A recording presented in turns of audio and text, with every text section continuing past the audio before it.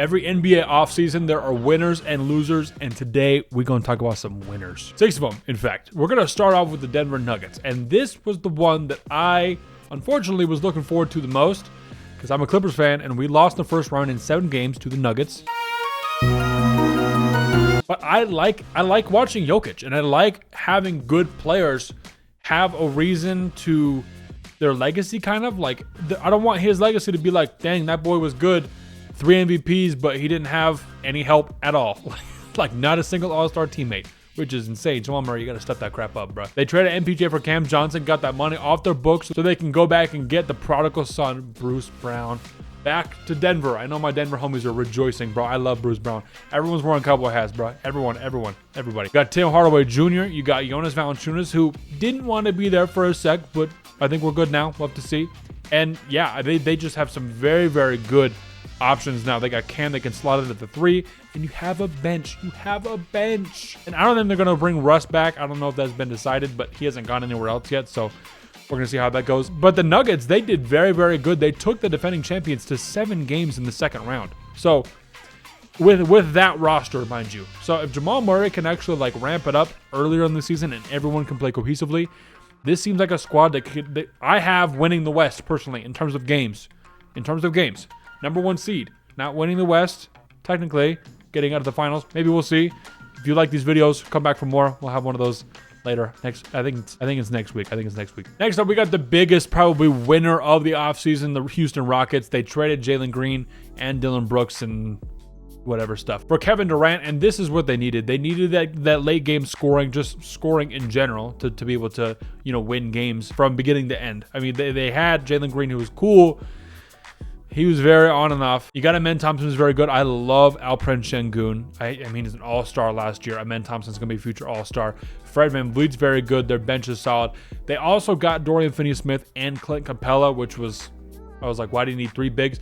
My hypothesis is that they're going to move Şengün to the 4 and play one of those guys at the 5. Maybe Steven Adams is just all-time bodyguard. Who knows? But I think that was a very good move for them. They got some guys off the books. They made a push, and everyone was saying, oh, you should just keep your young guys and rock with that. You won 52 games. Like, what's bad?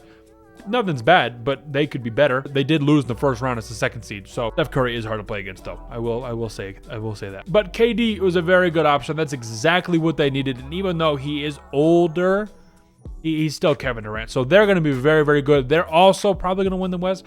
Not my hope. I like the Thunder. My guess is that the Thunder are not going to get the 1st seed next year, and that's going to make things very interesting in the playoffs. So we'll see how that goes. The next one is probably a 1A, 1B situation with the winner of the offseason with the Rockets. It's the Hawks. The Hawks have made some incredible moves, but I want to make a video about how their core that they have is still intact. I mean, their core in terms of Trae Young, Jalen Johnson, who only played 36 games last year, and Zach Reacher came in 2nd place for the Rookie of the Year. I mean, he balled the freak out later in the year. So very, very good. They picked up Kristaps Porzingis. They already have Onyeka Okongwu. They have Dyson Daniels, who led the league in steals by a large margin, I believe. Got Nickeil Alexander-Walker, got Luke Kennard. They got some guys off the bench. Oh, and they drafted Asa Newell. So they are very, very good. Every single one of these teams, you'll see in a later video, I believe are going to be top 4 in standings in their respective conferences. I think the Hawks could be there. Yeah, I think the Hawks can be top 4. And moving to another team that made a lot of good moves in the offseason. I mean, they got Tyus Jones, Desmond Bane. It's the Orlando Magic. I mean, Paolo and Franz had a very, very good, I'd say they had a pretty good playoff run against the Celtics. I think that they played very, very well. They're 2 very, very big dudes who can score, pass, rebound. They do it all. So it's going to be very fun to see if they can actually stick together and have a young core run out for a long time. They got Desmond Bane, who, even though he's got T-Rex arms, that boy can shoot the freak out the ball, right? He's a sharpshooter, bro. So they bring in Tyus Jones. They move off Cole Anthony. So I think that they could use a little more help with the big. They got Goga, so I think that's pretty cool. But they also have Wendell Carter Jr., who's been pretty solid. I mean, I think he was a lottery pick in whatever year he was drafted in. I forgot, 2016, 17, something like that. Anyways, he's been very, very good for them. And like I said, I think Paolo and Franz are going to be able to take a jump. And you add Desmond Bane. You have Jalen Suggs. I love Anthony Black. I love Anthony Black. I'm like kind of a closeted Anthony Black fan, but I mean, I like Anthony Black. Here it is. Like, what do you mean by that? But yeah, the Magic, I think we're going to be a top 4 seed in the Eastern Conference because the Celtics and Pacers are both going to, and the Bucks, the Giannis trades have kind of gone back and forth, and if he doesn't get traded, I wouldn't be surprised, but if he does, I feel like everyone's kind of backing off of it right now, and if he ends up getting traded, it's going to be like, oh my gosh, we're so surprised. I'm still kind of there. I'm still a little bit there, so I think the Bucks might not be as good as we think.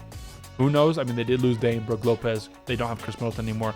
I personally don't think Giannis wants to play with Kyle Kuzma and Miles Turner. That's just me, and KPJ, and all the boys that got their Gary Trent. I don't know if he wants to stay with that, but it is a different video. I didn't make a Giannis video on that. I think that the Magic are going to make a jump anyways in terms of their progression, where they're at, and they're all still super young. They got a great head coach. I think they're going to be a top 4 seed in the East this year. The second to last winner that I have are my LA Clippers. Is it biased? Yeah, it is. It's 100% biased. But we got Brook Lopez, John Collins. We're supposed to get Brad Beal and Chris Paul. The last two, I'm not sure about. Brad Beal is supposed to have happened like this week 3 times. I don't know what the freak is taking so long with that buyout, but that's making me more and more suspicious every single day. We did trade Norman Powell, so it's kind of an L, but we're getting a younger guy at a position we needed rather than paying a guy who was very, very good. I love Norm, don't get me wrong. But this allows us to be more complete, especially when we got torched by Aaron Gordon, bro. We got flamed.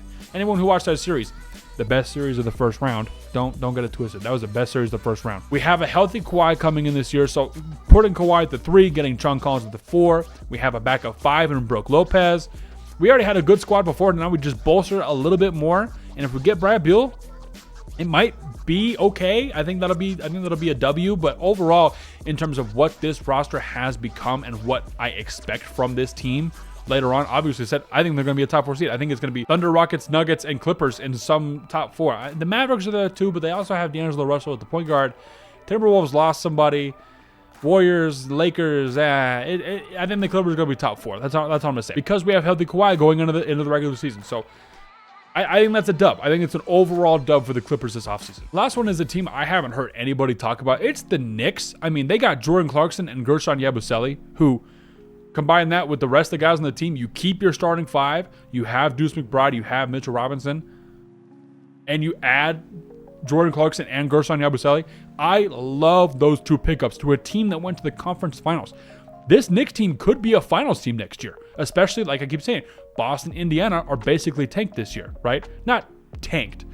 Eastern Conference is going to be very, very, very trash. But you have the Cavs, Knicks, then it's like tier 2 with like the Hawks, Magic, Pistons.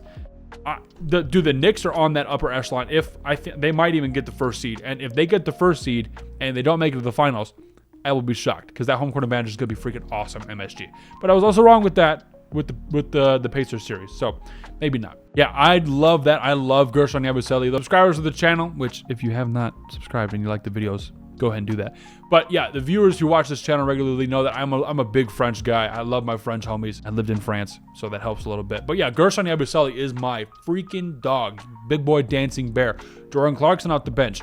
Kind of a copy of Deuce McBride, what they got going on there, but that's at least they have people. It's better than Landry Shamet, I'll tell you that right now. But they can make it to the finals this next year with this squad. I think that they have made a lot of good moves that allowed them to get to that spot. So we've got a lot of fun content coming around in the NBA this offseason with the Summer League. I'm going to Summer League on Monday, so maybe I'll do a little vlog. Let me know if y'all want to see that. The shorts have been popping off on the other channel. If you have not seen, I'll link it right here. I think I could do that. Right here is my fun channel, so I do challenges, fun little shorts and stuff. So if you like both kinds of content, sub to both. That's all I got for today, bro. We out.